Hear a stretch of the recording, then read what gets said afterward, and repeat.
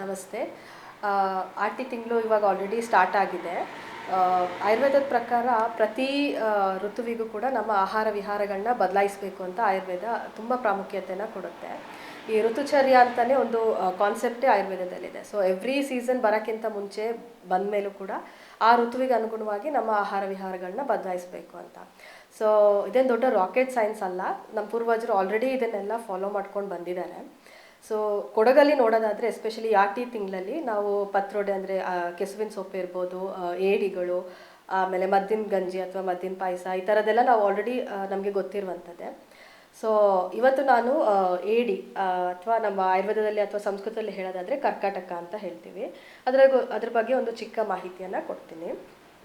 So ಆಯುರ್ವೇದದಲ್ಲಿ ಕರ್ಕಾಟಕ ಅಂತ ಹೇಳ್ತೀವಿ ಏಡಿಗೆ.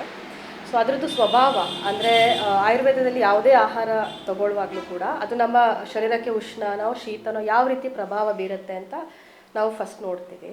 ಸೊ ಆಯುರ್ವೇದದಲ್ಲಿ ಕರ್ಕಾಟಕ ಅಂದರೆ ಏಡಿ ಉಷ್ಣ. ಸೊ ನಮಗೆ ಶರೀರಕ್ಕೆ ಅದು ಉಷ್ಣ ಸ್ವಭಾವವನ್ನು ಕೊಡುತ್ತೆ. ಆಮೇಲೆ ಅದು ಗುರು ಅಂದರೆ ನಮಗೆ ಡೈಜೆಸ್ಟ್ ಮಾಡ್ಕೊಳ್ಳೋಕ್ಕೆ ಬೇಗ ಡೈಜೆಸ್ಟ್ ಆಗುವಂಥ ಫುಡ್ ಅದು ಅಲ್ಲ. ಸೊ ಅದು ನಿಧಾನಕ್ಕೆ ಡೈಜೆಸ್ಟ್ ಆಗುವಂಥ ಫುಡ್ಡು. ಸೊ ಯಾರಿಗೆಲ್ಲ ಪಿತ್ತದಂಥ ಸಮಸ್ಯೆ ಇರುತ್ತೆ ಅಂದರೆ ಹೊಟ್ಟೆ ಉರಿ ಬರುವಂಥದ್ದು, ಎದೆ ಉರಿ ಬರುವಂಥದ್ದು ಅಥವಾ ಏನಾದರೂ ಚರ್ಮದ ಸಮಸ್ಯೆ ಇರೋರು ಇದನ್ನು ಉಪಯೋಗಿಸದೇ ಇರೋದು ಒಳ್ಳೆಯದು.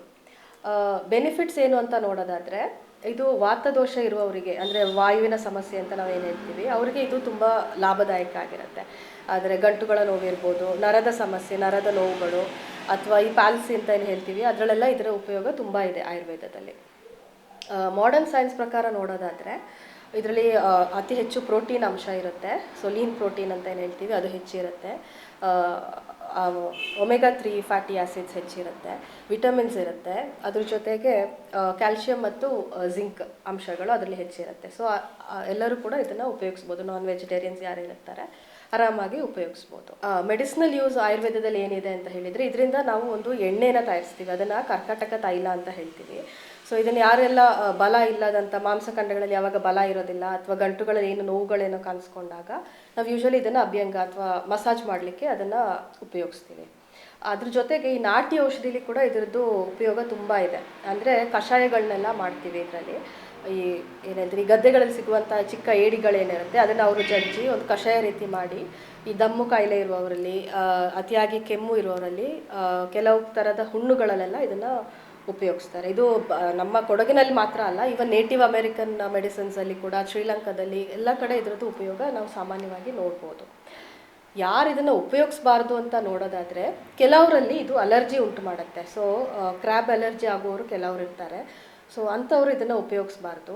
ಮತ್ತು ಅದು ಎಲ್ಲಿಂದ ಸೋರ್ಸ್ ಆಗಿದೆ ಅಂತ ಹೇಳೋದನ್ನ ತಿಳ್ಕೊಂಡು ತಿನ್ನೋದು ಸೇಫ್ ಇರುತ್ತೆ. ಯಾಕೆಂದರೆ ಅದು ಎಲ್ಲಾದರೂ ಕಂಟಾಮಿನೇಟೆಡ್ ವಾಟರಲ್ಲಿ ಎಲ್ಲಾದರೂ ಬೆಳೆದಿರುವಂಥದ್ದಾದರೆ ಅದನ್ನ ನಾವು ಸೀದಾ ತೊಗೊಳೋದ್ರಿಂದ ನಮಗೂ ಕೂಡ ಹೊಟ್ಟೆಯಲ್ಲಿ ಇನ್ಫೆಕ್ಷನ್ ಆಗುವಂಥ ಸಾಧ್ಯತೆ ಇರುತ್ತೆ. ಸರಿಯಾಗಿ ಕುಕ್ ಮಾಡದೆ ತೊಗೊಂಡ್ರೆ ಕೂಡ ಇನ್ಫೆಕ್ಷನ್ ಆಗುತ್ತೆ. ವಾಂತಿ, ಭೇದಿ ಈ ಥರ ಸಮಸ್ಯೆಗಳು ಕೆಲವರಲ್ಲಿ ಕಾಣಿಸುತ್ತೆ. ನಾನು ಕರ್ಕಾಟಕ ಅಂತ ಆಯುರ್ವೇದದಲ್ಲಿ ಕರ್ಕಾಟಕ ಅಂತ ಹೇಳೋದು ತುಂಬ ರಿಲೆವೆನ್ಸ್ ಇದೆ ಅಂತ ಯಾಕೆ ಹೇಳಿದೆ ಅಂದರೆ, ಈ ಮಾಸನ ಕೂಡ ಕರ್ಕಾಟಕ ಮಾಸ ಅಂತ ಹೇಳ್ತಾರೆ. ಯಾಕೆ ಅಂದರೆ ಸೂರ್ಯ ಉತ್ತರಾಯಣದಿಂದ ದಕ್ಷಿಣಾಯನಕ್ಕೆ ಪ್ರವೇಶ ಮಾಡುವಂಥ ಒಂದು ಟೈಮ್ ಇದು.